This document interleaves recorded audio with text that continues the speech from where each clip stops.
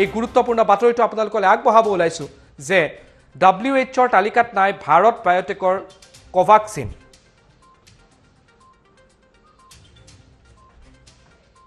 বিশ্বৰ বহু দেশে গ্ৰহণ কৰা নাই কোভাক্সিন প্ৰতিষেধক। আৰু WHOৰ যি জৰুৰীকালীন ব্যৱহাৰৰ বাবে যি তালিকা আছে সেই তালিকাটো কোভাক্সিন গ্ৰহণ কৰা হোৱা নাই আৰু কোভাক্সিন প্ৰতিষেধকৰ প্ৰমাণপত্ৰ গ্ৰহণত অনিচ্ছা প্ৰকাশ কৰিছে বিশ্বৰ কেইবাখনো দেশে। বিদেশ ভ্ৰমণত সমস্যাৰ সন্মুখীন হ'ব পাৰে যিসকল লোকে কোভাক্সিনৰ প্ৰতিষেধক লৈছে। WHOৰ জৰুৰীকালীন যি ব্যৱহাৰৰ তালিকা আছে তাত এই কোভাক্সিন ভেকচিনক বৰ্তমানলৈকে অন্তৰ্ভুক্ত কৰা হোৱা নাই। WHOৰ যিটো EULত এই ভেকচিন বৰ্তমানলৈকে অন্তৰ্ভুক্ত হোৱা নাই। আৰু ইতিমধ্যে উল্লেখ কৰা হৈছে যে ভাৰতত চলি থকা যিটো কোভিচিল্ড ভেকচিন আছে তাক ইতিমধ্যে গ্ৰহণ কৰিছে 130খন দেশে। কিন্তু ইয়াৰ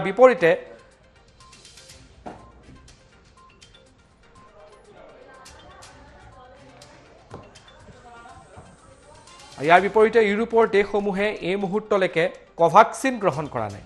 আৰু কোভাক্সিন যিটো ভেকচিন আছে সেইখন এছিয়া মহাদেশৰ বহু দেশে ইতিমধ্যে গ্ৰহণ কৰিছে। জিম্বাবুৱে, ফিলিপিন্স, পাৰাগুৱেকে ধৰি কেইবাখনো দেশে কোভেক্সিন যি ভেকচিন আছে তাক ইতিমধ্যে গ্ৰহণ কৰিছে। নেপাল, মেক্সিকো, ইৰাণেও গ্ৰহণ কৰিছে কোভাক্সিনক। কিন্তু ইউৰোপীয়ান দেশসমূহে এই কোভাক্সিন যিটো ভেকচিন আছে তাক গ্ৰহণ কৰা নাই। ভাৰতত ইতিমধ্যে গ্ৰহণ কৰা হৈছে। মৰিছাছে এইটোক স্বীকৃতি দিছে। জৰুৰীকালীন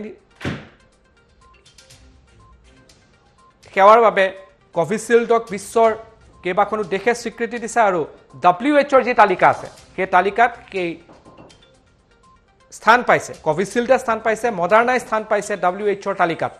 তাৰ লগতে ফাইজাৰ, এষ্ট্ৰাজেনিকায়ো আৰু জেনছেনো তালিকাত অন্তৰ্ভুক্ত কৰা হৈছে যি WHOৰ তালিকা আছে।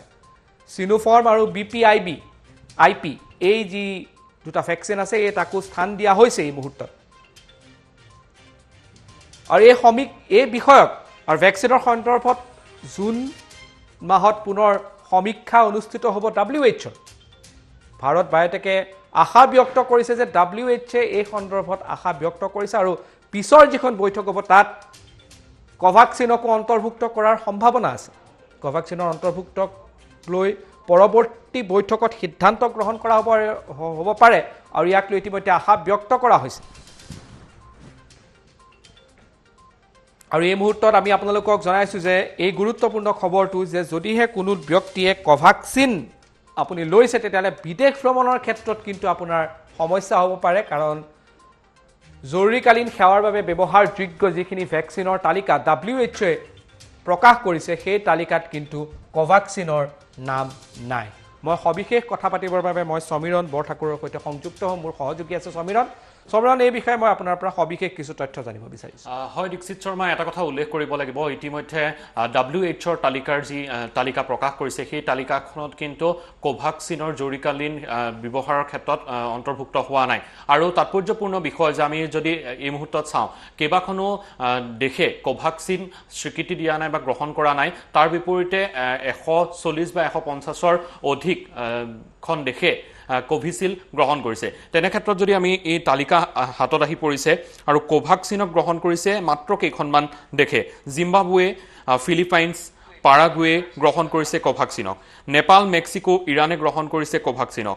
ভাৰত, গায়েনা, মৰিচিয়াছে স্বীকৃতি দিছে কোভাক্সিনত। আৰু জৰুৰীকালীন যিসমূহ ব্যৱহাৰ সেই ব্যৱহাৰত অন্তৰ্ভুক্ত হোৱা কোভিচিল্ডক বিশ্বৰ বহু দেশে স্বীকৃতি দিছে। এটা কথা আমি এই মুহূৰ্তত উল্লেখ কৰিব লাগিব, যিহেতু বিদেশ ভ্ৰমণৰ ক্ষেত্ৰত বিদেশ ভ্ৰমণ যেতিয়া কৰিব সেই ক্ষেত্ৰত কিন্তু কোভিক্সিন যিসমূহ দেশে বৰ্তমানলৈকে লৈছে সেইখিনিয়ে কিন্তু কিছু অসুবিধাৰ সন্মুখীন হ'ব পাৰে। কাৰণ WHOৰ যিখন জৰুৰীকালীন অন্তৰ্ভুক্ত তালিকা সেই তালিকাখনত কিন্তু অন্তৰ্ভুক্ত হোৱা নাই। গতিকে সেই বিষয়টো অতি গুৰুত্ব সহকাৰে বিবেচনা বিবেচনা কৰিব লাগে আৰু এটা কথা উল্লেখ কৰিব লাগিব যে কোভাক্সিনৰ অন্তৰ্ভুক্তক লৈ আগন্তুক সময়ত কিন্তু পৰৱৰ্তী বৈঠক অনুষ্ঠিত হোৱাৰ পূৰ্ণ সম্ভাৱনা আছে আৰু ইয়াৰ পিছত ইয়াৰ যি সিদ্ধান্ত এই সিদ্ধান্তসমূহ সলনিও হ'ব পাৰে তেনেধৰণৰ কিছু নিৰ্দেশনা নীতি নিৰ্দেশনা সলনি হ'ব পাৰে আৰু এটা কথা ক'ব লাগিব যে বহু দেশে নিজাকৈ নীতি নিৰ্দেশনা বলবৎ কৰিছে আৰু সেই সময়ছোৱাত কোভিড মুক্ত কেনেধৰণে হৈ থাকিব পাৰি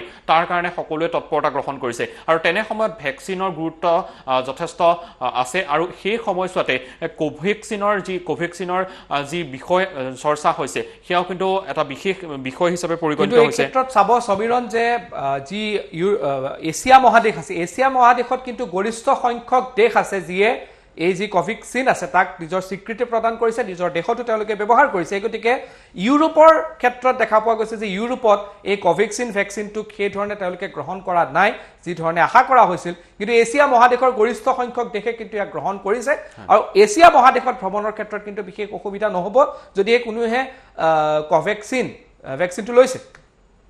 হয় এটা কথা উল্লেখ কৰিব লাগিব যে যিকেইখন কেইবাখনো ৰাষ্ট্ৰই ইতিমধ্যে কোভেক্সিন গ্ৰহণ কৰিছে কিন্তু আমি যদি তুলনামূলকভাৱে সংখ্যাটো চাওঁ তেতিয়াহ'লে যথেষ্ট কম সংখ্যক দেশেহে কোভেক্সিন ব্যৱহাৰ কৰিছে বা গ্ৰহণ কৰিছে আৰু তাৰ বিপৰীতে কোভিডশিলৰ যদি সংখ্যা চাওঁ তেতিয়াহ'লে 130ৰ পৰা 140খনৰ অধিক ৰাষ্ট্ৰই গ্ৰহণ কৰিছে। অৱশ্যে প্ৰায়সমূহ দেশে আমি পূৰ্বতে উল্লেখ কৰিছিলোঁ যে প্ৰায়সমূহ দেশে বৰ্তমান কোভিডক লৈ আচলতে যথেষ্ট শংকাত ভোগা পৰিলক্ষিত হৈছে আৰু তেনে সময়তে যি ভেকচিন সেই ভেকচিন ব্যৱহাৰৰ ক্ষেত্ৰত যথেষ্ট গুৰুত্বতা প্ৰদান কৰা পৰিলক্ষিত হৈছে আৰু এই সময়ছোৱাত কেনেধৰণে যাতে কোভিড মুক্ত হৈ থাকিব পাৰে কেনেদৰে কোভিডৰ পৰা ৰক্ষা পৰিব তাক লৈ আচলতে সকলোৱে চিন্তা চৰ্চা কৰিছে। সেই সময়তে WHO যি সংস্থা আছে WHOৰ তালিকাত কিন্তু ভাৰত বায়'টেকৰ সেই কোভাক্সিন নাই আৰু বিশ্বৰ বহু দেশে গ্ৰহণ কৰা নাই কোভাক্সিনৰ সেই প্ৰতিষেধক।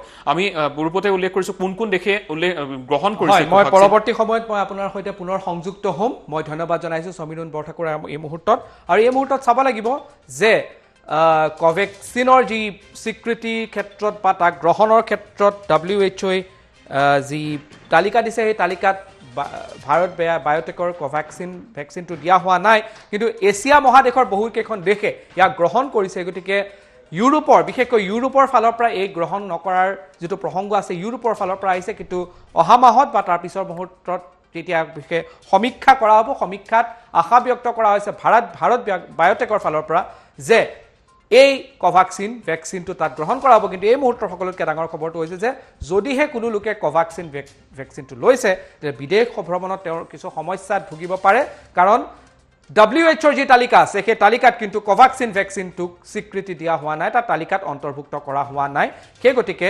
অপেক্ষা কৰিব লগা হ'ব পাৰে বিদেশ ভ্ৰমণৰ ক্ষেত্ৰত যিসকলে কোভেক্সিন ভেকচিন গ্ৰহণ কৰিছে।